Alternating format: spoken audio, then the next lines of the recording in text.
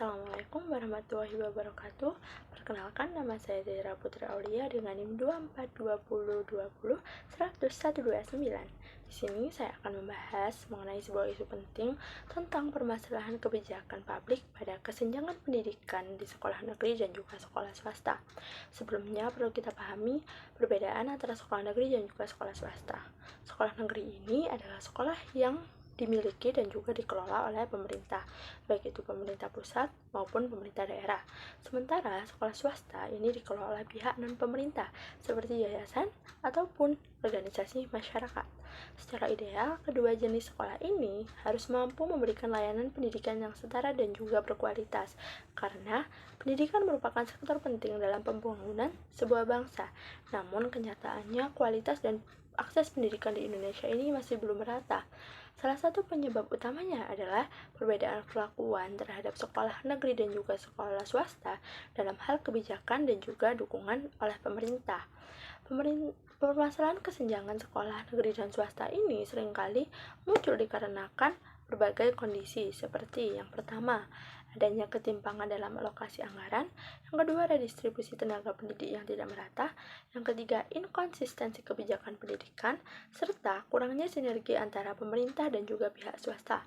Pemerintah di sini masih cenderung memprioritaskan sekolah negeri, padahal sekolah swasta juga memiliki kontribusi yang besar dalam menyediakan pendidikan, khususnya di wilayah yang belum terjangkau sekolah negeri ataupun wilayah-wilayah yang tertinggal.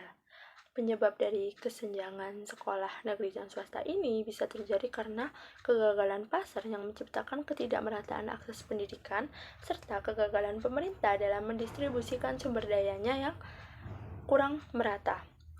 Untuk mengatasi hal ini dibutuhkan kebijakan dari pemerintah yang dapat mendukung kedua jenis sekolah ini supaya menjadi seimbang.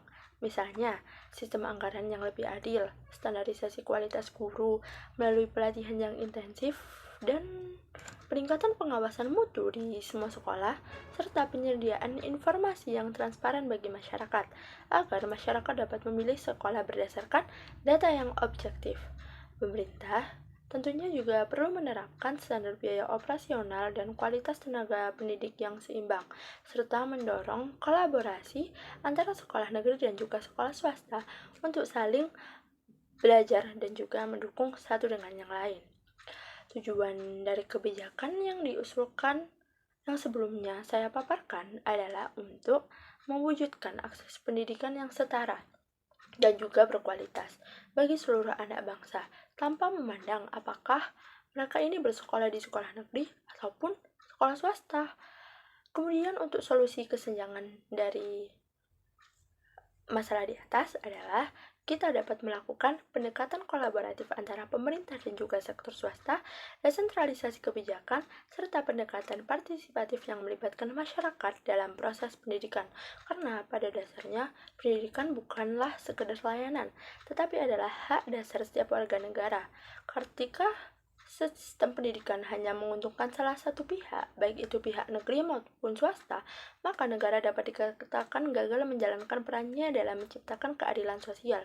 Dengan kebijakan publik yang adil, inklusif, dan konsisten, kita bisa memperkecil kesenjangan antara sekolah negeri dan juga swasta, dan juga mewujudkan masa depan pendidikan Indonesia yang bermutu dan juga lebih maju. Itu saja yang dapat saya sampaikan dari pemaparan materi ini. Kurang lebihnya mohon maaf. Wassalamualaikum warahmatullahi wabarakatuh. Terima kasih.